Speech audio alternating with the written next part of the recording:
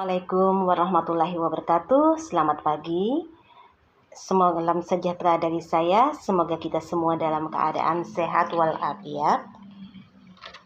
Hari ini saya akan menyampaikan materi mata kuliah esensi dan urgensi penegakan hukum yang berkeadilan. Mata kuliah kewarganegaraan. Di sini saya akan membuat sebuah pertanyaan, yaitu pernahkah Anda berpikir seandainya di sebuah masyarakat atau negara tidak ada hukum? Nah, tentu jawaban Anda semua, anak-anakku semua, ada yang menyatakan kehidupan masyarakat akan menjadi kacau, tidak aman. Banyak tindakan kriminal dan kondisi lain yang menunjukkan tidak tertib dan tidak teratur. Namun mungkin juga ada di antara kalian yang menyatakan tidak adanya hukum di masyarakat atau negara aman-aman saja, itu tidak ada masalah gitu. Nah, jadi pertanyaan ini seringkali muncul dalam benak kita, ya, dalam benak kita bahwasanya bagaimana kalau tidak ada hukum di Indonesia ini. Nah, di sini saya akan memulai dengan materi konsep esensi dan urgensi hukum yang berkeadilan. Jadi upaya penegakan hukum di suatu negara itu sangat erat kaitannya dengan tujuan negara. Teori tujuan negara dalam buku Ilmu Negara Hukum menurut Cronenberg dan T.B. Sabarodin, kehidupan manusia itu tidak cukup hidup dengan aman, teratur, dan tertib. Manusia itu perlu sejahtera. Ya, jadi di sini menurut Cronenberg, di sini bagaimana dengan Indonesia, Negara Kesatuan Republik Indonesia? Itu adalah negara hukum.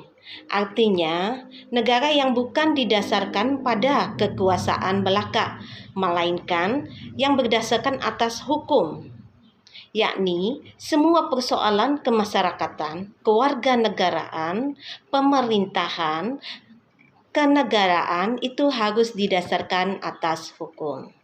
Nah, kita mengerti semua bahwasannya tujuan negara Republik Indonesia itu terdapat pada alinea keempat pembukaan Undang-Undang Dasar 1945, yakni ya, di sini Indonesia memiliki indikator tujuan yang sama dengan yang dinyatakan Cronenberg, yakni melindungi segenap bangsa Indonesia dan seluruh tumpah darah Indonesia, kemudian memajukan kesejahteraan umum, mencerdaskan kehidupan bangsa, dan tentu saja ikut melaksanakan ketertiban dunia yang berdasarkan kemerdekaan, perdamaian abadi, dan keadilan sosial.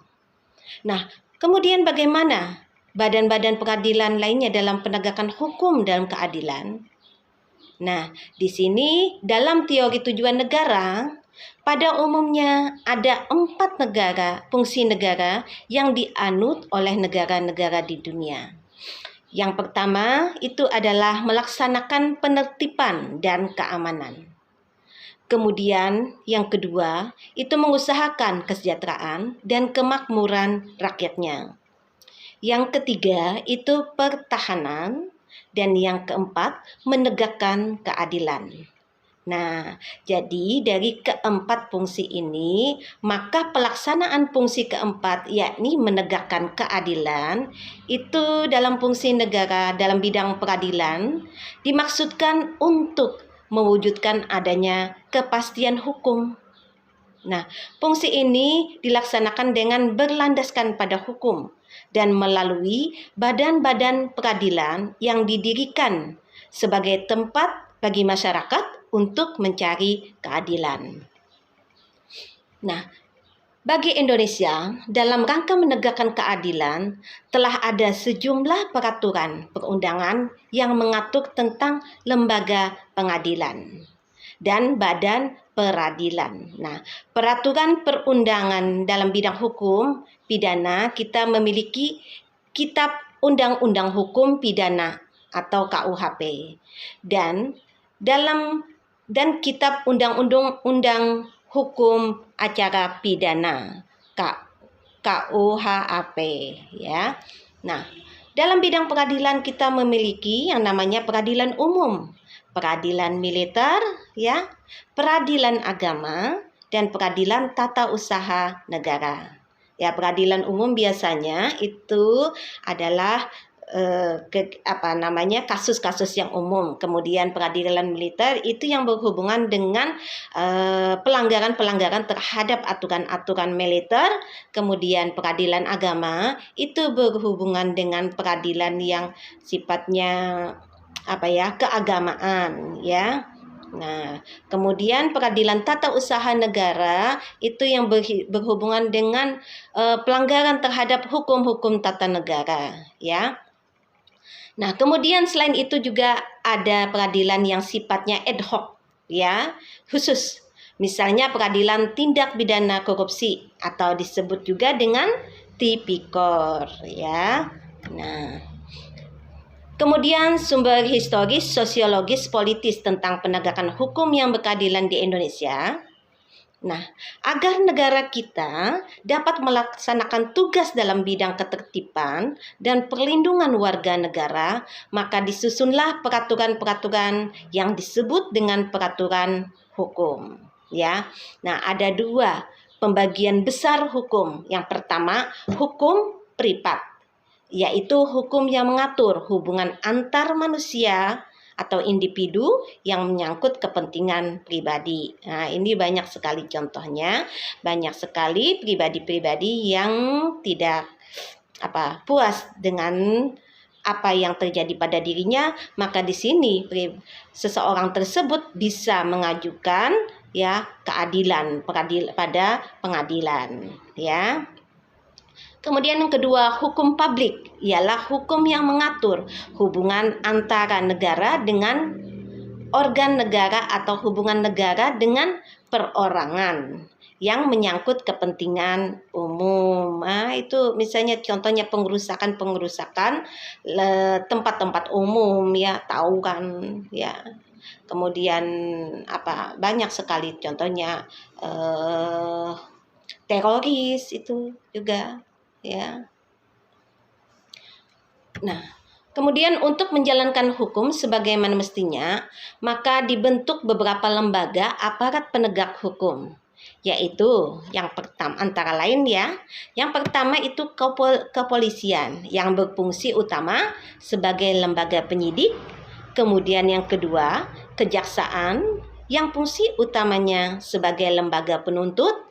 Kemudian yang ketiga itu kehakiman yang berfungsi sebagai lembaga pemutus atau pengadilan dan lembaga penasehat atau memberi bantuan hukum. Ya. Nah, menurut Sudikno Martokusumo, ada 3 unsur yang selalu harus diperhatikan dalam menegakkan hukum. Yang pertama itu gerechtigheid, itu dalam bahasa Belanda ya, atau unsur keadilan. Yang kedua itu adalah unsur kemanfaatan. Yang ketiga itu adalah unsur kepastian. Jadi unsur keadilan, unsur kemanfaatan, dan kemudian unsur kepastian. Nah, unsur kepastian ini ya tidak hanya tebak-tebakan saja, tapi pasti, tapi ada saksi, ada fakta, ya. Kemudian di situ ditegakkan. Nah, ini dengan berbagai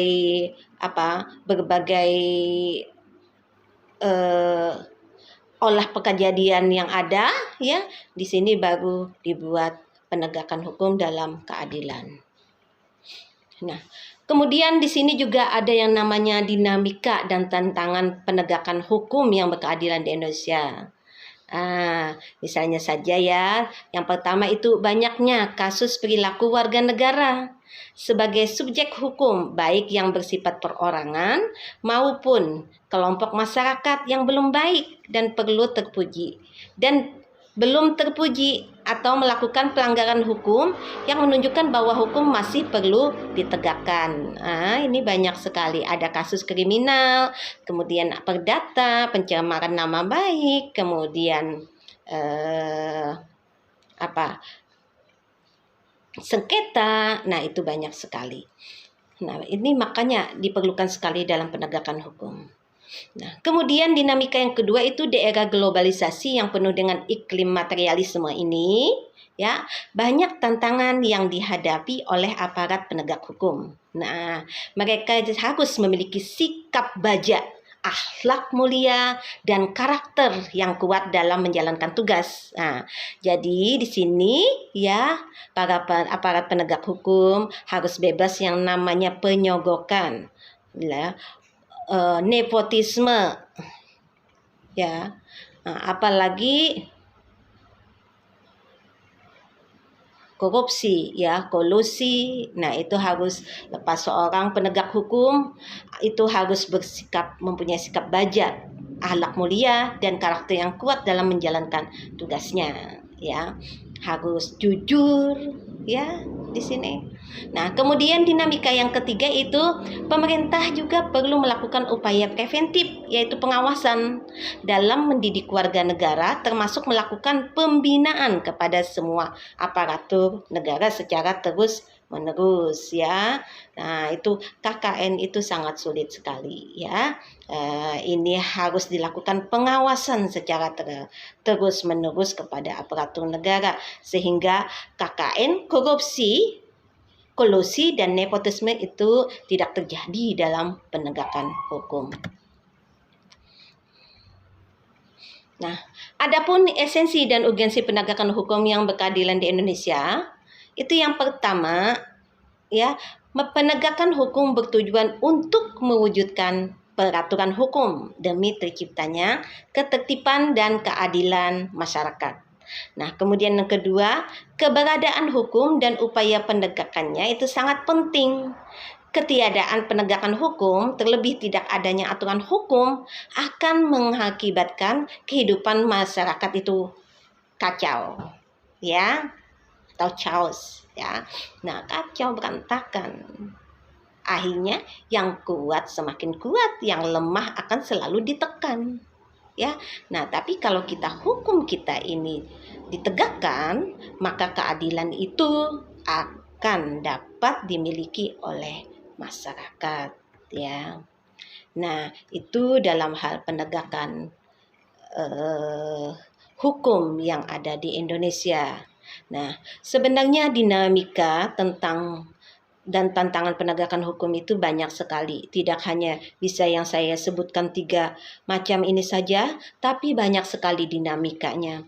Apalagi di sini kalau kalian sebagai bidan, ya, penegakan hukum itu semakin harus betul-betul ditegakkan. Jangan ada yang namanya malpraktek, ya. Kemudian jangan ada namanya praktek atau pelayanan kesehatan yang tidak sesuai dengan standar operasional, ya, atau SOP. Atau juga pada saat bidan itu melakukan asuhan kebidanan, itu harus mencakup semua unsur yang menjadi prasyarat daripada asuhan kebidanan.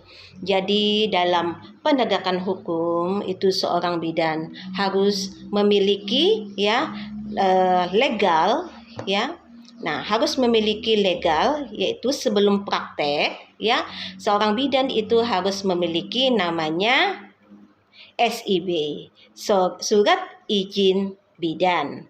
Kemudian yang kedua SIPB, surat izin praktek bidan. Nah, setelah itu sebelum mendapatkan SIB itu harus lulus dulu uji KOM atau uji kompetensi bidan. Nah, di sini setelah semuanya ini terpenuhi, yang 3 macam ini terpenuhi, maka seorang bidan memiliki legalitas dalam hal praktek bidan. Oke, itu saja. Semoga kalian menjadi bidan yang handal seperti Akbid Banu Abina Husada, yaitu Akbid menularkan bidan-bidan handal. Terima kasih. Assalamualaikum warahmatullahi wabarakatuh.